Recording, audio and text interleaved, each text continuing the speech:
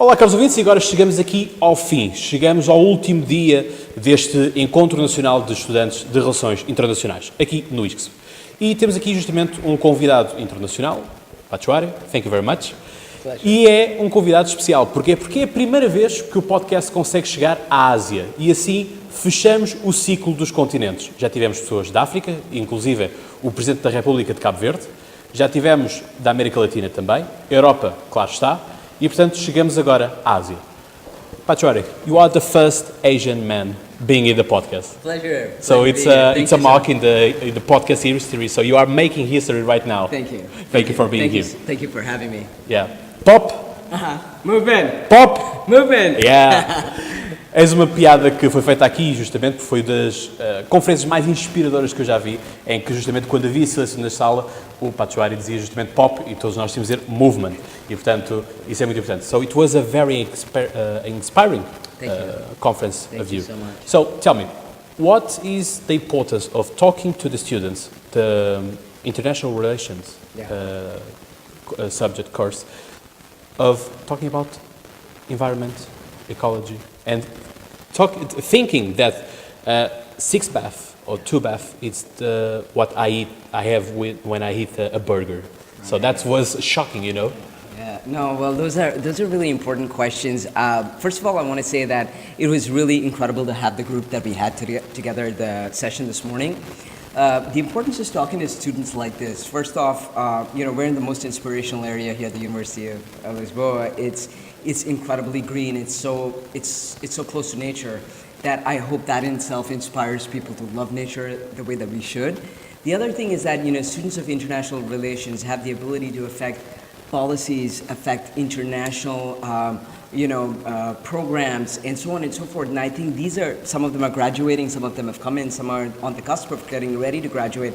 So I think that they're at a point where they can really start to make a difference, not only in the country, but also at a larger, within the international arena. And that's really what we need. We need young people to get up and take action. One of the things is that we found that we haven't had that policy action yet that has been able to help us protect our planet. So we need young people like them to raise their voices, to take the action, to demonstrate that action, but very importantly also demand the action of their leaders. And I think that they really have the potential to be able to do that. So I'm delighted that we had this chance today to talk about these issues. And I saw in a very short period of time, they came up with such important issues that are relevant to Portugal and frankly to any big city or like Lisbon or to other parts of the world. So, if we have them as examples, there will be people who will follow. And I know if they raise their voices, the leaders of today, who actually I think are young people, will listen. Muito bem. Portanto, aquilo que o Pachuari disse é que justamente a questão de termos aqui no estado de Lisboa um sítio tão verde, e portanto isso é algo que aproxima muito aquilo que é a universidade daquilo que é também a natureza. Isto é um ponto importante, justamente quando estamos a falar aqui de causas ambientais e tudo isso. E portanto é justamente isto. Aquilo que é importante falarmos aqui é porque estamos com alunos de Relações Internacionais, serão os decisores da manhã, os decisores da diplomacia, os decisores do governo, que justamente terão a capacidade de liderança destas questões ambientais, que é o que mais importa ao fim e ao cabo. So, tell me, you are going out of Lisbon. I hope someday we can catch up and record another podcast and stuff like that. Thank you. But final words to our subscribers. Absolutely. I would say that, look, all of us have that potential and have the ability, but also very importantly have a role to play. So each of our actions does make a difference. We have a water footprint, we have a carbon footprint, we have an energy footprint. We must understand that we can make that difference. So if each of us get together, like they say, every drop fills the ocean, I really think we can make that difference. So to all the people out there who are listening, protecting our planet and being part of that movement is really something that I believe is our responsibility. Let's join our hands and make that difference. I think we've seen in history moments when people come together, things change, and we can do this. Exatamente, portanto é justamente isto, é a questão de a pegada ambiental, a pegada ecológica que todos nós achamos, e foi um exemplo que foi aqui tomado, que era a questão de um simples hambúrguer consome tanta água como 2 a 6 banhos. Porquê? Porque há toda a questão do pasto, a questão da lavagem das vacas, a questão da lavagem do processamento, da refrigeração dos próprios bifes, até chegar à nossa boca, por assim dizer. Portanto, tudo um processo que nós temos de ser responsáveis, temos de ser capazes, tal como aqui o professor Pachuari disse. Pachuari, thank you very much. Thank you It was so a much. pleasure, Likewise, thank you so much for having me here. Pop? Movement! Pop? Movement! Yeah, fine. I can do it also, eh? You sure can. Thank you so much. Thank you very much. I'll definitely see you Yeah, again. yeah. Thank I you. hope so. Caros ouvintes, já sabem, continuamos ainda aqui no Wix e até já. Obrigado.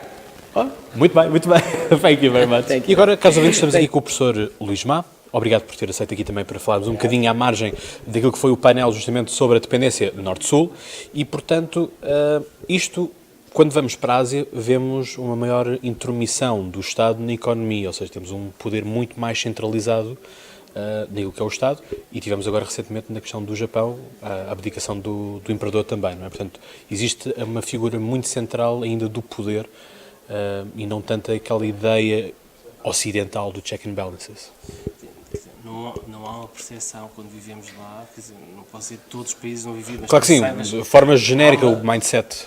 quando nós falamos de desenvolvimento asiático, não podemos fazer sem olhar para o papel do Estado nesse desenvolvimento, principalmente a partir da Segunda Guerra Mundial. E o que nós vimos é que o Estado asiático emerge com a definição de Estado desenvolvimentista. É um Estado que se preocupa, de facto, com a transformação estrutural da sua economia, inicialmente muita dela ou destruída, guerras como na Coreia do Sul, no Japão, ou então muito agrícola, ou então a saírem de colonialismos como Singapura, a Malásia. Portanto, são economias que depois são empurradas pelo Estado a se transformar estruturalmente. E como é que essa transformação é feita? O Estado começa a promover a transformação de uma economia baseada na cultura, uma economia baseada na indústria, através do que nós chamamos de uma política industrial. E como é que faz essa política industrial? Com uma série de recursos financeiros que são dados a certas empresas, a certos setores industriais considerados chaves para o desenvolvimento do país, através de uma regulação ou num controle dos mercados financeiros. Vai variando país para país, há países onde o Estado controla toda a banca, há outros onde o Estado não controla, mas tem relações privilegiadas com os grupos financeiros. Sim. Então estimula todo esse crescimento económico em torno de indústrias consideradas chave, mas com um pequeno elemento que distingue de muitos países em desenvolvimento.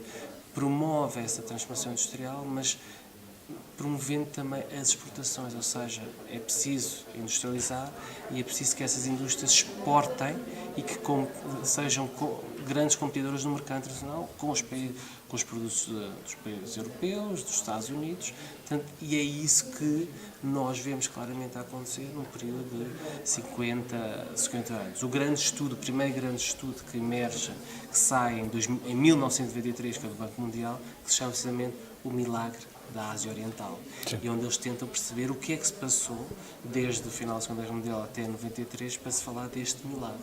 E aí, nesse estudo, eles nunca tocam na questão do Estado, dizem sim que foram as políticas certas, as instituições certas, e há muito debate nessa altura, precisamente, para dizer que não, foi o Estado que teve um papel fundamental nesta questão do desenvolvimento. No entanto, o que nós assistimos hoje em dia não é um repensar, mas é uma reflexão sobre essa visão. E há um estudo muito recente, um livro muito recente sobre a China, precisamente, é como é que a China escapou à armadilha da pobreza de uma professora, de uma investigadora norte-americana na Universidade de Michigan, a Yu Yun Han, onde ela diz que a coisa foi muito mais coevolucionista, ou seja, o Estado e as empresas foram trabalhando em conjunto. Primeiro as empresas viam oportunidades de negócio, começavam a fazer o seu negócio, depois o Estado vinha, facilitava o trabalho e ia aprendendo e depois no passo a seguir dizia, não, agora vamos para estas áreas. E foi assim que a coisa... Porque a China, basicamente, são duas Chinas que nós temos, não é? Duas, três, quatro, cinco, porque de facto... Sim, mas aquilo que nós temos sempre é o interior agrícola e o litoral capitalista, mas de facto, não é? É muito ainda mais complexo, ou seja, há uma tendência muitas vezes para olhar para o modelo económico chinês muito centralizado, Pequim. Mas Pequim o que normalmente faz é dar diretivas, orientações de como é que deve ser feito o desenvolvimento, para onde é que vai o desenvolvimento do país. E depois cada província adapta, cria o seu programa económico. tem que alcançar aquelas metas definidas, que são muito flexíveis, definidas pelo Estado Central, não é? Em Pequim. Agora, eu julgo que a análise das particularidades do modelo de desenvolvimento chinês começam a aparecer agora e há estudos cada vez mais interessantes percebendo o que é que foi possível. E julgo que também foi possível fazer numa altura em que havia maiores liberdades e acesso à informação na China do que está a acontecer hoje em dia. O que estamos a assistir hoje em dia há um fechamento do acesso a fontes na China. Muitos investigadores já dizem que está a ser cada vez mais difícil falar e tem a ver com o contexto chinês hoje em dia de maior repressão política, de maior controle da informação. Acha que toda esta capitalização da China, portanto, cada vez mais a procurar entrar no mercado capitalista, sendo, não esquecer que é um país comunista, sendo um país comunista, exatamente, portanto, comunismo barra maoísta, não é? Porque há essa especificidade que é preciso percebermos. Se perguntar aos comunistas e marxistas, de facto, eles vão dizer que a China não é um país comunista, é um país capitalista. Lá está, portanto, daí haver muitas, e portanto, toda a gente pode fazer análises, daí se falar também do marxismo-leninismo, porque, enfim, a Rússia também não tinha os operários e, portanto, as coisas acabaram por ter sempre estas modalidades, esta adaptabilidade das coisas a praticar. Mas a questão é, vemos uma China cada vez mais a querer concorrer e já aproxima. Alguns indicadores já dizem que é mesmo a economia número 1 do mundo, outros dizem que ainda lá falta chegar, mas a questão é até quando é que a própria China, como nós a conhecemos, do ponto de vista maoísta e comunista, vai aguentar? Não sei, isso é a pergunta que vale de 37 milhões ou bilhões. É difícil dizer isso. Agora, o que nós sabemos é que o Partido Comunista Chinês tem a sua legitimidade ou o seu poder dependente dos resultados económicos. Nós não sabemos, a China nesta situação que está agora, se houver um colapso económico, o que é que acontecerá ao Partido Comunista. Portanto, a preocupação sempre do Partido Comunista Chinês, e essa é a tensão constante, é como é que vamos abrir mais o mercado ou como temos de mantê-lo mais fechado para poder controlar as dinâmicas do capitalismo, porque nós vemos isso precisamente estamos em 2018, 19. Em 2017, não estou enganado, portanto, foi mais ou menos, a China começou umas primeiras tentativas de liberalização do mercado financeiro e viu que a coisa houve logo fuga de capitais gigante, houve uma instabilidade muito forte nos mercados financeiros chineses e a China estancou logo o processo. Não então vamos ter que esperar para ver. Vamos ter que esperar. E enquanto houver resultados... Mas quando olhamos para os programas económicos do governo chinês, a tendência é precisamente para uma maior liberalização, dar mais espaço aos mercados, ao setor privado.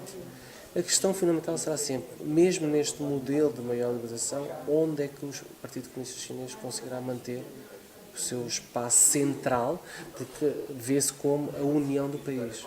É preciso não ter sempre em conta que o Partido Comunista Chinês emerge para responder ao colapso da China. Sim. É mesmo. É isso, a história é muito pesada e muito forte. Aquele movimento que era dos guarda-chuvas já vai há algum tempo e não me recordo. Hong Kong, mas tem muito a ver, ou seja, todo esse movimento em Hong Kong é um movimento que o Partido Comunista Chinês sente como uma ameaça ao seu poder. Exato. Mas lá está, mas desde esse tempo, que deve ter sido para aí em 2015, 2016, acho que foi, não... 2017, talvez. 2017, para cá não se falou muito mais. Estancar logo. Mas nós sabemos, quer dizer, dia 4 de maio foi as celebrações do aniversário do 4 de maio de 1918, portanto um período muito importante na China em que emerge este movimento 4 de maio de vontade de democratização, de maior liberdades sociais e que este governo chinês quis estancar. Inclusive hoje em dia também estão a aprender jovens marxistas, portanto tudo o que questiona o seu poder no fundo é escalada à boca, portanto, para eles não falarem. Sim. Mas isso ficará para um próximo episódio onde dedicaremos justamente à China. Professor Luís Má, muito obrigado por este bocadinho. E vocês, caros ouvintes, até já. E agora, caros ouvintes, já tivemos então a co-coordenadora do curso de Relações Internacionais, temos agora aqui o professor Dr. Sousa Lara. Muito obrigado por estar aqui, é um gosto também estar aqui consigo, apesar de ser da Faculdade de Letras, enfim, o seu nome é bastante conhecido. Qual é, para si, a sua opinião em relação a este tipo de encontros? Qual é a mensagem que se fica depois do encontro nacional? Bom, eu penso que o encontro nacional é sempre uma mais-valia, porque as escolas têm tradições diferentes e têm, de alguma forma, pontos fortes e pontos fracos diferentes. Bom, e este convívio ativo na especialidade dos alunos das várias escolas tem a vantagem de poder suscitar essas diferenças, que depois acabam por ter um feedback junto de uma coordenação que, enfim, que está muito atenta aos alunos e que está sempre sistematicamente a interrogar os alunos sobre as suas opiniões. E, portanto, quando se sente uma determinada vontade de reforço de uma determinada área ou desatualização de outra, a opinião dos alunos é importante. É muito importante, aliás, é fundamental. Não é decisiva, porque é óbvio que isto tem que ser feito. Eu sou um elitista na lógica da universidade, isto é, quem está cá há mais tempo tem uma experiência do mercado, tem uma experiência da continuidade da oferta e da procura que um estudante com 18 anos não pode ter. Não está, claro. É impossível. E, portanto, agora, o que nós temos é que saber extrair das alegrias e das tristezas dos alunos aquilo que é verdadeiramente decisivo para podermos corrigir o tiro e para podermos corrigir aquilo que é, no fundo, uma oferta dinâmica. Qual que nós temos desde sempre? O ISCTE tem sido sempre isso. O ISCTE foi pioneiro na área das relações internacionais graças ao desalinho do professor Adriano Moreira, ainda no tempo do Estado Novo. Eu fui aluno dele, sei o que é que estou a dizer. Não havia curso de Relações Internacionais, mas havia cadeiras na área das Relações Internacionais e fui aluno dele exatamente aí. E o professor Adriano Moreira teve sempre uma grande liberdade e uma grande atualidade no sentido de fazer pensamentos fora da caixa, que é o que eu acho que é fundamental e que falta um bocadinho em todo lado. Eu vou tentar perceber isso aqui, mas eu acho que há uma certa acomodação funcionalista, burocrática das relações internacionais ao mercado, ou para as multinacionais, que têm uma vertente de relações internacionais, ou para a diplomacia, ou para... E isto, em certa medida, enfraquece a liberdade criativa, seja do que for, seja do que curso for. E, portanto, a gerência, neste caso a subgerência sou eu, porque há uma gerência por cima de mim, mas a gerência estratégica tem que ter uma preocupação de pôr as pessoas no contraditório, a pensar fora da caixa, a pensar para a Só assim é que a academia também desenvolve, não é? Porque estamos no mesmo, ficámos ainda nos anos 30 e nos anos 40, não é? E acabamos por ser um surrealismo. Um surrealismo, quer dizer, acaba por ser uma câmara de ressonância que não tem qualquer aplicabilidade. Portanto, eu estou sempre... Agora, há alguns fatores que são perturbadores, quer dizer, a geração nova, eu enfim, não envelheci por fora, não tinha outro remédio por dentro. Todos temos. Não envelheci, não há dúvida, ainda hoje acho que sou humilde, que é bom, um revoltado, um desinquietado, uma pessoa que quer sempre andar, vai à procura de coisas diferentes, de coisas novas e de experiências, não sei o que mais. Olho para esta geração com alguma preocupação. Eu tenho 6 filhos, portanto sei o que é que estou a dizer, vão desde os 40 e tal anos até aos 19, e há uma certa, como é que eu ia dizer? Estagnação? Não é bem estagnação, Irreverência? mas não, ao contrário, falta de irreverência nas gerações mais novas. Há um certo conservadorismo, não quero utilizar a palavra no mau sentido, mas acomodação, não é? Que é mau, seja para o que for. Nós temos cá um professor do Houston Research Institute, que era engenheiro e depois tinha se doutorado em Sociologia, e estava no departamento de Sociologia. E ele disse-me que o diretor do departamento dele, que era Sociologia, mas era só formado por engenheiros com doutoramento em Sociologia, veja só o que é que o Instituto faz. Dizia assim, bom, os senhores que têm projetos execuíveis, faz favor, saem e vão ali com o senhor fulano para a sala tal. Os outros ficam comigo. As loucuras, e eu dizia, mas qual é a ideia? A ideia é que no meio daquela loucura de projetos alternativos, um tipo habituado a gerir a diferença descobre o diamante.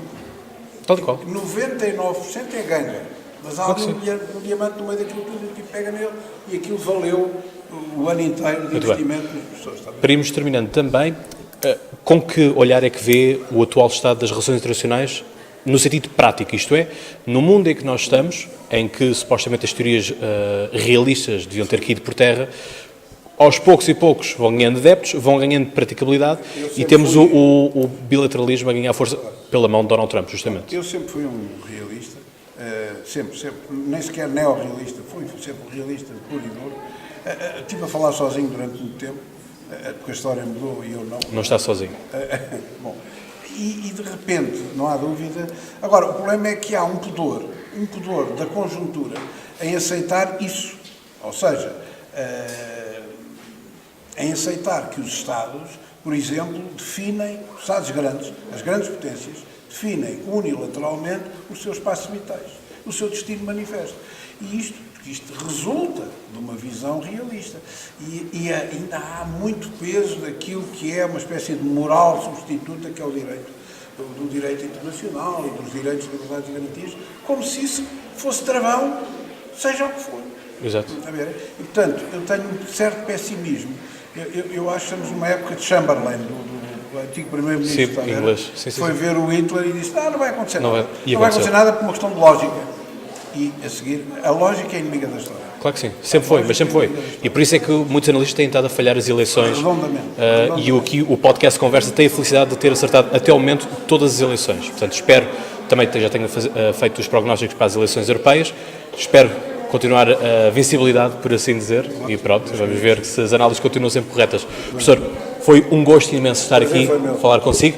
E, caros ouvintes, vamos então a mais uma entrevista já a seguir. E assim, caros ouvintes, estamos no último painel deste Enério.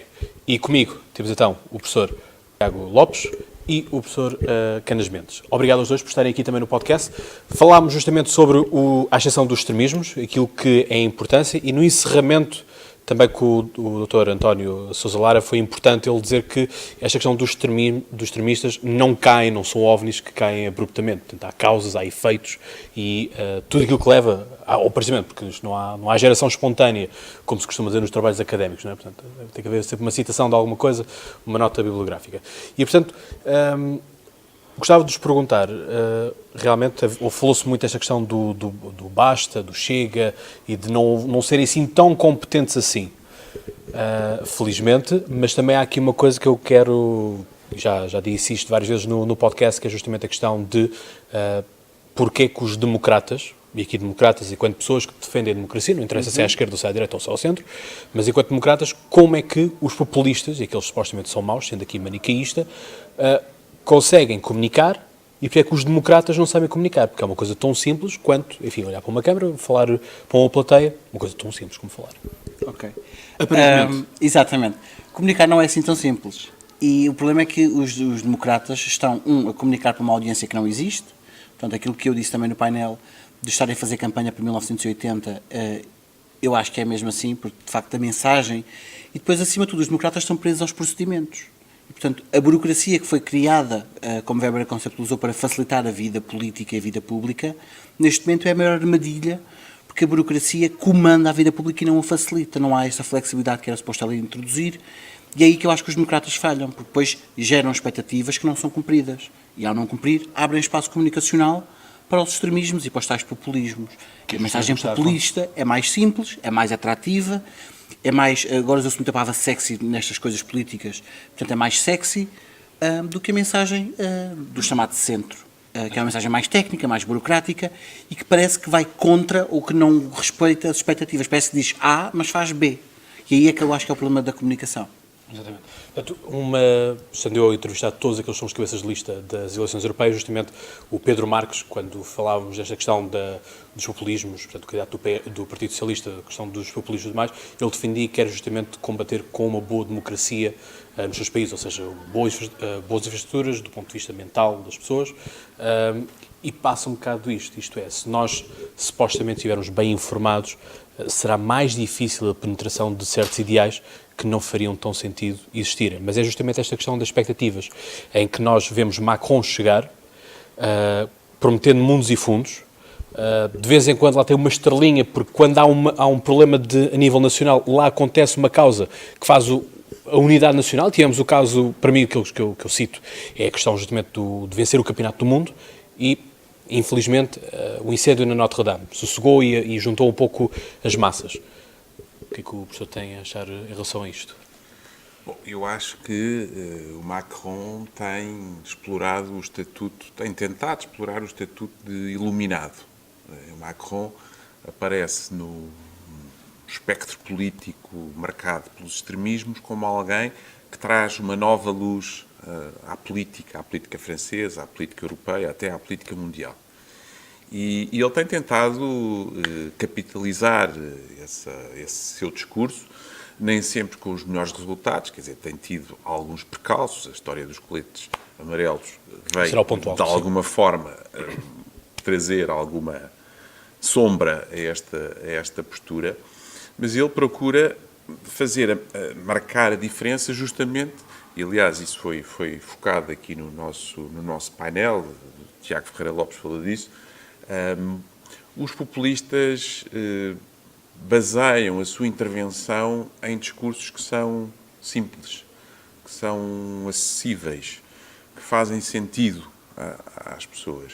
Os populistas jogam com uma coisa que não quer dizer que seja genuína, mas eles procuram criar empatia junto do eleitorado, que é uma coisa que não acontece com a maior parte dos políticos. Quer dizer, a maior parte dos políticos tem uma agenda pautada pelo taticismo. Quer dizer, são táticos. Não agem de acordo com uma ética de convicção. E o Macron procurou trazer essa ideia de que ele não é um extremista, ele é alguém que se move por ideais, que tem uma convicção, tem um propósito, tem um objetivo.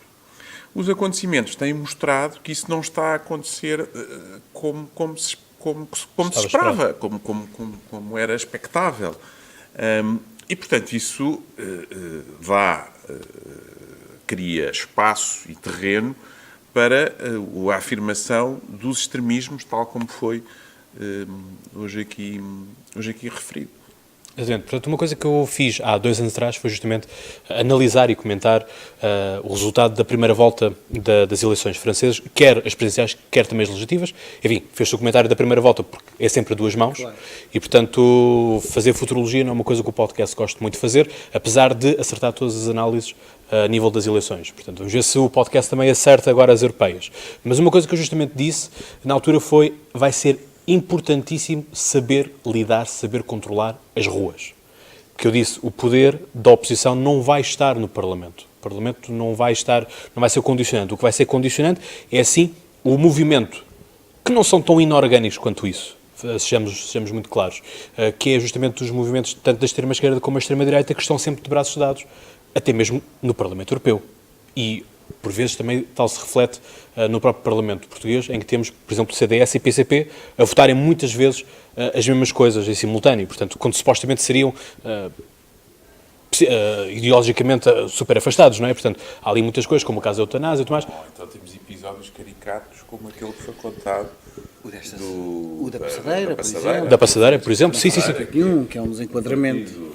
Partido de direita que de repente resolve chamar para si um património que é tradicionalmente da esquerda. E a coisa não corre bem, porque não parece natural, não é? Não significa, eu não quero ser preconceituoso, quer dizer, eu acho que o CDS tem todo o direito a trazer para o debate político esta questão. A coisa não correu bem. Sim. Não foram. Mas não é matriz, não tem um histórico. Não é matriz, não é um histórico. E comunicou-se mal, eu acho que é a tal questão da comunicação. É um problema de comunicação, não é? Porque depois do que passou foi muita imagem de hipocrisia, não é? Foi. Mas há aqui uma coisa que eu queria trazer à equação, que por acaso ainda não ouvi ninguém falar disto, mas não podemos esquecermos de um fator que é Adolfo Mesquita Nunes.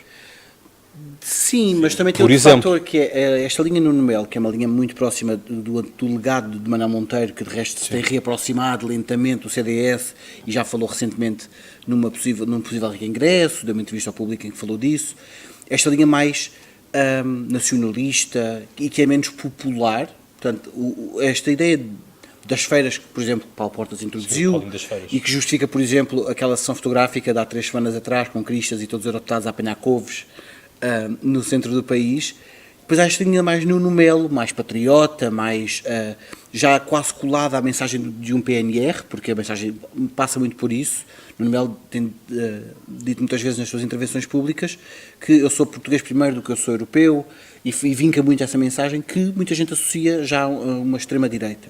Portanto, eu acho que acima de tudo, no caso das passadeiras, foi o erro de comunicação. Porque lá está, Adolfo Mesquita Nunes podia abrir essa via, mas neste momento essa via não está aberta no partido e, portanto, eu acho que o CDS acaba por trair o seu património sem ter uma estratégia de comunicação clara. Também podia ser um ponto de viragem e dizer a partir daqui... Daí eu estar a querer colocar este fator do Mesquita Nunes, que chegou a um patamar dentro do partido importantíssimo. A história da passadeira parece ter sido um acidente, não é?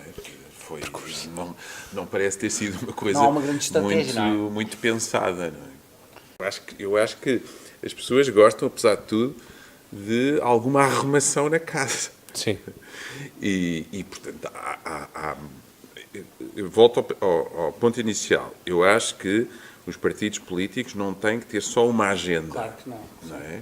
E acho que podem ter, perante os mesmos temas, abordagens diferentes. Claro. Isso eu acho que sim. E o PSD tem essas E medidas mais duras. nós mais... não podemos esperar do CDS, ou não devemos esperar do CDS, esta divergência, esta fuga para tantos lados e este correr a tantas frentes, porque isso não é... Até porque isto é quase uma estratégia catavento, e esta estratégia catavento lembra-me uma e só pessoa em Portugal. E aquilo que eu digo já no podcast, há muito tempo, e talvez seja essa a razão pela qual essa mesma pessoa responde que nunca tem agenda para receber o podcast, é justamente o Presidente da República.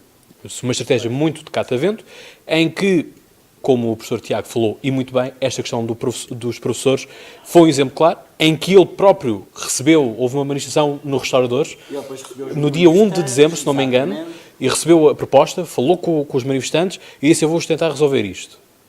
E ele próprio também vem da classe dos professores, também não podemos esquecer-nos disso.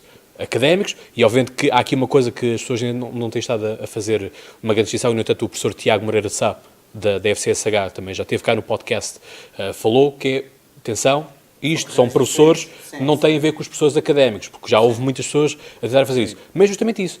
Isto às vezes de queremos ser populares em todo o lado, quer dizer, pomos um pé na esquerda, pomos um pé na direita e ficamos abertos ao meio.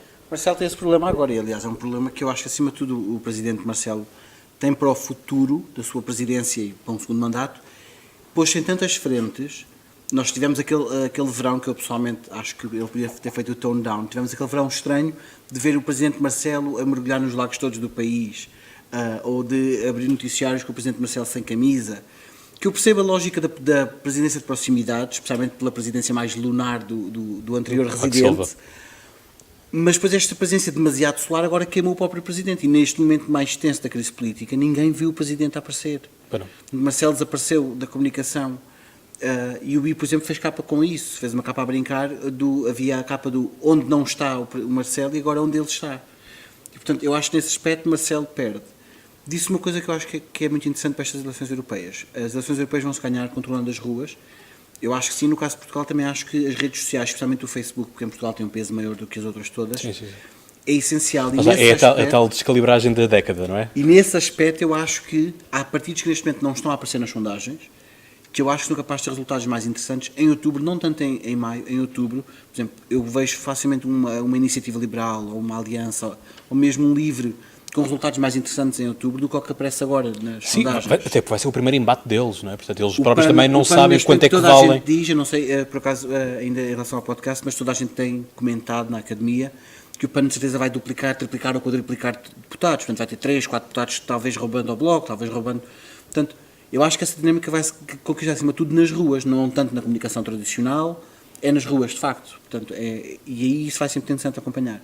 Sim, e o podcast cá estará também para o fazer. Enfim, as eleições europeias do podcast também vai falando com os candidatos e vai dizer quais são as expectativas, as análises. Há quem goste, há quem não goste, mas enfim... Vamos ver, o tempo nos dirá, não é? E é o que eu digo sempre, bom, se eu errar, marcamos um café ou um almoço, algo assim de género. Professores, muito obrigado, foi um gosto estar aqui convosco, aqui a falar, muito obrigado. E caros ouvintes, e agora vamos falar então com João Eixa, o vice-presidente do NERI, que vai justamente dar-nos as palavras finais. Não percam. Preciso ganhar a eleições e o podcast vai dizer que o pessoal votar na tua lista. Não, já não me metem mais listas nenhumas. Pá. Não, só na lista de morte. Só na de morte. Mesmo assim, também está.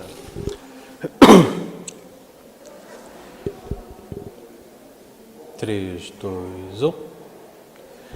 E, caros ouvintes, chegamos assim ao final deste Encontro Nacional de Estudantes de Relações Internacionais, passado aqui no ISCS, desde quarta a sexta, e quem foi o responsável do contacto ao podcast Conversa foi justamente aqui o João Eixa, o vice-presidente do NERI, portanto o Núcleo de Estudantes de Relações Internacionais, aqui no ISCS, tu que és um caro ouvinte. Sou um caro ouvinte e com muito orgulho. Antes de mais, deixa-me deixar aqui o meu agradecimento. Foi uma honra contar com a tua presença, porque demos visibilidade ao curso de Relações Internacionais aqui no Instituto. O Instituto que tem o curso mais antigo de Relações Internacionais em Portugal. Com esse encontro, pretendemos, acima de tudo, estimular o espírito crítico dos nossos estudantes. É para isso que cá estamos. Além do nosso primeiro desígnio, enquanto identidade que deve, acima de tudo, defender o superior interesse dos estudantes, devemos sempre complementar aquilo que é o percurso académico dos estudantes de Relações Internacionais do Instituto.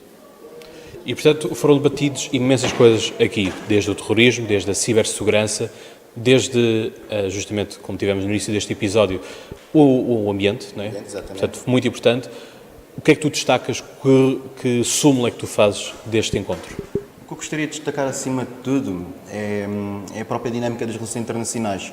É que, apesar de termos 3 dias com temas variados, isso acaba por ser nada do que são as relações internacionais. É um campo muito mais plano e para onde há muito mais para onde pegar. Mas diria que, acima de tudo, as temáticas abordam muito a atualidade e temas que devemos nos preocupar, nomeadamente a parte da geoeconomia. Gostaria de destacar isso por gosto pessoal. One Belt, One Road, Belt and Road Initiative. Acho que qualquer estudante de relações internacionais deve ter uma sensibilidade para o mega projeto cínico. Diria também que o ambiente também é uma prioridade de qualquer estudante de relações internacionais. E em termos de defesa e segurança não nos podemos descartar, porque apesar de em Portugal vivermos um período pacífico, o mundo está interdependente e estamos num mundo em plena globalização e, como tal, não nos podemos esquecer da vertente securitária.